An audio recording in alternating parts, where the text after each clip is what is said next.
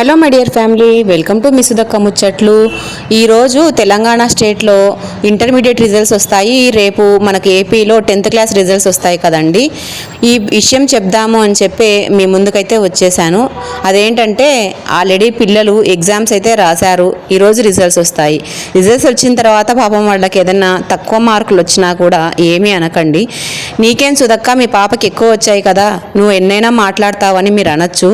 కానీ మా పాపకు ఎక్కువ వచ్చాయి, కానీ బాబుకైతే పాపమైనైతే రాలేదండి, కొంచెం తక్కువగానే వచ్చాయి. వచ్చినాక మనం ఏం చేయలేం కదా. మనం కష్టపడి డబ్బులు పెట్టి వాళ్ళు చదవకపోతే కోపం అయితే వస్తుంది. కానీ ఇప్పుడు అంతా అయిపోయి రిజల్ట్స్ వచ్చే రోజు కోపం తెచ్చుకొని వాళ్ళని తిడితే వాళ్ళు ఏదన్నా చేసుకోవడము ఇలాంటివన్నీ కూడా మనం ఆలోచించి అనాల్సి ఉంటుంది. కాబట్టి మీ మంచికే చెప్తూ ఉన్నాను. ఎవ్వరూ కూడా మంచైనా చెడైనా రెండూ కూడా తీసుకునేటట్లుగా మీరైతే రెడీగా ఉండండి. ఇక మీ పేరెంట్స్కి చెప్పాను కదా అని చెప్పి మీకు తక్కువ వచ్చినా మీరైతే కాలర్ ఎగరేసుకొని మాత్రం ఉండద్దు పిల్లలు. మీకు కూడా చెప్తూ ఉన్నాను. ఇప్పుడు తక్కువకు వచ్చాయి కదా, అమ్మా నాన్న మనకు కష్టపడి సంపాదించిన డబ్బులతో అయితే మనల్ని చదివిస్తారు కదా.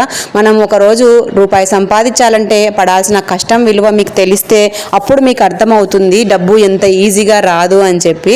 కాబట్టి ఇప్పుడు ఒకవేళ తక్కువ వచ్చినా సరే మరి బెటర్మెంట్ అయితే రాసుకొని మళ్ళీ మార్కులు తెచ్చి మీ పేరెంట్స్కి అయితే చూపించాలి. ఇదే చెప్పాలని ఈరోజు వీడియో అయితే చేశాను.